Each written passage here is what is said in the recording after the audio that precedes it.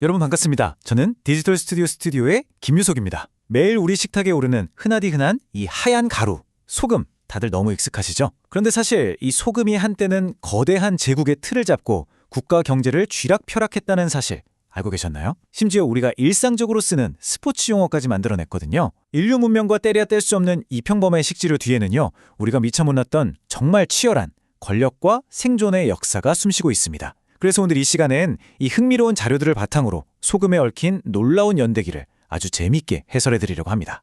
사실 우리나라 역사를 든든하게 받쳐온 소금은 크게 두 가지로 나눌 수 있어요. 바로 불의 힘으로 펄펄 끓여낸 자염, 그리고 태양과 바람이 만들어낸 천일염이죠. 이 두 소금의 근본적인 차이가 어떻게 대한민국의 산업, 그리고 문화까지 통째로 바꿔놓았는지 그 숨겨진 짠맛의 비밀을 지금부터 하나하나 파헤쳐 보겠습니다. 본격적으로 시작하기 전에 제가 아주 재미있는 질문 하나 던져볼게요. 당구점 치신다는 분들은 아마 무조건 들어보셨을 텐데 유독 인천 지역에서 당구를 칠 때 점수, 그러니까 에버리지를 굉장히 짜게 주는 걸 두고 야, 인천 당구 진짜 짜다 이러잖아요. 이게 그냥 우스갯소리로 생긴 걸까요?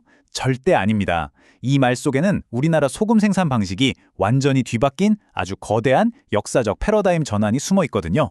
자, 오늘 우리가 함께 살펴볼 내용들입니다. 첫 번째, 두 소금의 비밀부터 시작해서요. 하얀 황금이라 불렸던 전통 자염, 1907년 천일염과 주안염전, 그리고 방금 말씀드린 인천 당구가 대체 왜 짠 건지, 마지막으로 신안으로의 소금 대이동까지 쭉 한번 짚어보겠습니다. 그럼 첫 번째 내용, 두 소금의 비밀부터 바로 들어가 보죠. 이 두 소금, 재료는 똑같은 바닷물인데 에너지를 얻는 방식이 완전히 다릅니다. 왼쪽 보실까요? 전통 방식인 자염은 갯벌 바닷물을 가마솥에 붓고 어마어마한 양의 장작불을 떼서 끓여냅니다. 말 그대로 수천 년을 이어온 엄청난 노동의 결정체인 거죠. 반면에 오른쪽 천일염은요, 1900년대 초반에 도입된 방식인데 바닷물을 염전에 가둬두고 오직 햇볕과 바람, 이 자연의 힘만으로 수분을 증발시킵니다. 대량 생산의 상징이자 그야말로 태양이 준 선물이라고 할 수 있죠. 그럼 맛이랑 쓰임새는 어떻게 다를까요? 여기서 핵심은 요리와의 궁합입니다. 자염은 입자가 아주 곱고요. 염도도 상대적으로 낮아요. 특히 쓴맛을 내는 간수 성분이 적어서 맛이 아주 담백합니다. 그래서 섬세한 맛을 내야 하는 나물 무침이나 맑은 국물 요리에 아주 찰떡이죠. 반면에 천일염은 어떨까요? 입자가 굵고 거칠면서 염도가 팍 높습니다.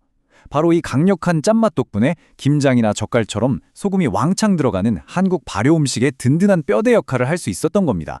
자, 이제 두 번째 이야기로 넘어가서 소금이 무려 하얀 황금으로 불렸던 전통 자염 시대로 한번 거슬러 올라가 보겠습니다. 고려나 조선시대만 해도 소금은 그냥 흔한 조미료가 절대 아니었어요. 군량미를 사들이고 부서진 성곽을 고치고 국가의 명운을 쥔 전략자산이자 화폐 그 자체였습니다. 그래서 1309년 고려 충선왕 때는 가견법이라는 걸 만들어서 국가가 소금을 완전히 독점해버립니다. 원나라 간섭 때문에 텅텅 빈 국가 곳간을 이 소금으로 다시 채우려고 아주 필사적이었던 거죠. 조선시대에도 사염신이, 군자가민이 하는 관청들이 나서서 이 소금으로 경제를 굴리고 나라를 지켰습니다. 그런데 말이죠, 이 철통 같았던 조선의 소금 독점, 그러니까 전매제가 결국 와르르 무너지고 맙니다. 왜 그랬을까요? 크게 세 가지 이유가 있는데요. 첫째, 삼면이 바다잖아요? 통제해야 할 해안선이 끝도 없이 기니까 감시 자체가 아예 불가능했습니다. 둘째, 백성들이 갯벌 구석구석에서 몰래 소금을 구워서 파는 밀거래가 진짜 판을 쳤고요. 그리고 가장 치명적이었던 세 번째, 바로 땔감 부족이었습니다. 바닷물을 밤낮 없이 끓여대니 산에 나무가 남아나지 않았던 거죠. 옆나라 중국 같은 경우는 꽉 막힌 내륙 염호가 있어서 입구만 딱 지키면 독점이 됐거든요. 근데 우리나라는 삼면이 바다라 지리적으로 보면 그야말로 뻥 뚫린 구멍난 금고였던 겁니다. 거기자 관리들 부정부패까지 겹치니까 관영 염전은 엉망이 됐죠. 결국 조선은 두 손 두 발 다 들고 엄격한 전매제를 포기합니다. 그래, 개인적으로 소금 만들어라. 대신 세금 내라. 이렇게 유연한 염세제로 제도를 바꿀 수밖에 없었던 거죠. 자, 세 번째 파트입니다. 1907년 근대식 천일염과 주안염전의 등장에 대해 살펴보겠습니다. 1907년에 우리나라 최초의 근대식 천일염전이 들어선 곳이 바로 인천 주안이었습니다. 근데 왜 하필 주안이었을까요? 이게 다 기가 막힌 계산이 깔려 있었습니다. 첫째, 소금물을 가두기 딱 좋은 아주 넓은 갯벌과 큰 조수간만의 차가 있었고요.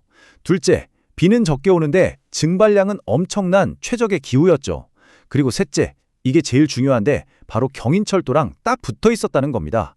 만들어진 소금을 기차에 싣고 한양으로 쫙쫙 뽑아낼 수 있는 물류의 최요충지였거든요.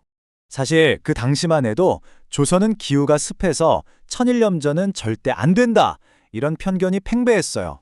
그런데 일제가 대만 방식을 들여와서 딱 시험 생산을 해봤는데 이게 웬걸 완전 대성공을 거둔 겁니다. 이 주안염전을 시작으로 남동, 소래 쪽으로 거대한 염전들이 쫙 깔리게 되고요. 상대적으로 손이 너무 많이 가고 땔감도 팍팍 뜨는 우리의 전통 자염은 싸게 대량으로 쏟아져 나오는 천일염에 밀려서 서서히 역사 속으로 자취를 감추게 됩니다. 네 번째 파트, 바로 인천 당구가 짠 이유입니다. 드디어 아까 던졌던 그 질문의 비밀을 풀어볼 차례네요. 인천에 끝도 없이 천일염전이 생기면서 인천은 그야말로 대한민국 소금의 메카, 소금의 도시로 거듭납니다. 그런데 당시 인천항은 외부 사람들이 엄청나게 몰려드는 정말 거칠고 험난한 개항장이었거든요. 이런 치열한 곳에서 살아남으려면 어땠겠어요? 억척스럽고 진짜 검소하게 악착같이 살아야만 했습니다. 그러다 보니 사람들이 당구장 가서 내기 게임을 할 때도 절대 지지 않으려고 자기 실력을 팍 낮춰서 아주 짜게 보수적으로 치는 문화가 자리 잡게 된 거죠. 바로 여기서 진짜 기가 막힌 언어 유희가 나옵니다. 타지 사람들이 와서 아니 여기는 왜 이렇게 점수를 짜게 주냐 하고 불평을 하니까 아따 인천이 소금 바천지라 당구도 짠 거요, 이렇게 농담처럼 받아치기 시작한 거죠. 항구도시 사람들의 생존 본능에서 나온 인색한 핸디캡이 동네에 널린 염전이라는 지리적 특성이랑 딱 만나서 짠맛이라는 키워드로 융합된 겁니다. 이게 나중에는 짠다마, 짠물 투구같이 전 국민이 다 아는 전설적인 지역 브랜딩으로 굳어진 거죠. 진짜 재밌지 않나요? 자, 대망의 마지막 다섯 번째 파트입니다. 소금의 대이동, 신안으로 넘어가 보죠. 그럼 지금도 인천이 우리나라 소금의 중심일까요? 아쉽게도 아닙니다. 1970년대를 넘어가면서 이 소금밭들이 수도권을 떠나 대이동을 시작합니다. 왜 떠나야만 했냐고요? 일단 수도권이 미친 듯이 팽창하면서 도시화가 진행됐잖아요. 그 넓고 평평한 염전 땅들이 개발하기 얼마나 좋았겠어요.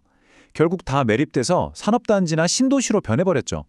거기다 공장들이 들어서면서 바닷물 오염도 심각해졌고요.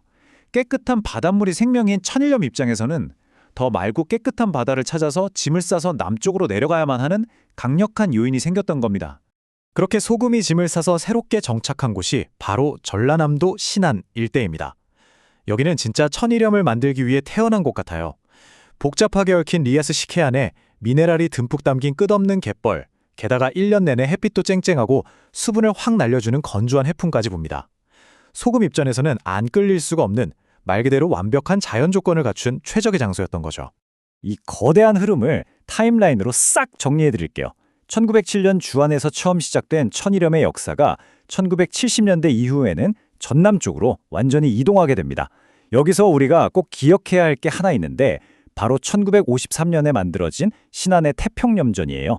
이게 한국전쟁 직후에 피난민들 먹고 살 길을 만들어주려고 두 섬 사이 갯벌을 막아서 엄청나게 크게 만든 염전이거든요.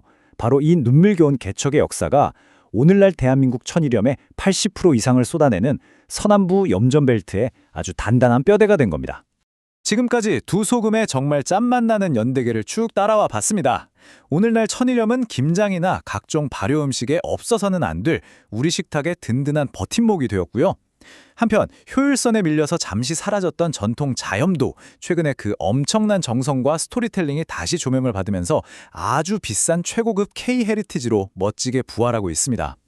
둘 다 자연의 힘과 인간의 땀방울이 수천 년간 버무려져 만들어낸 절대 대체 불가능한 우리의 소중한 자산인 거죠. 오늘 제가 준비한 소금 해설은 여기까지입니다. 매일 무심코 국에 탁탁 쳐서 넣는 그 소금 한 꼬집 속에 거대한 왕조의 흥망성쇠부터 피난민들의 치열한 생존기, 그리고 짠내 나는 항구 도시의 승부욕까지 다 녹아있다는 사실, 진짜 놀랍지 않으신가요? 오늘 저녁 드실 때 식탁을 한번 가만히 들여다보세요. 과연 여러분의 밥상 위에는 또 어떤 숨겨진 역사와 거대한 제국의 이야기가 조용히 숨쉬고 있을까요? 다음 시간에도 아주 흥미로운 자료 해설로 다시 찾아오겠습니다. 지금까지 설명의 김유석이었습니다. 감사합니다.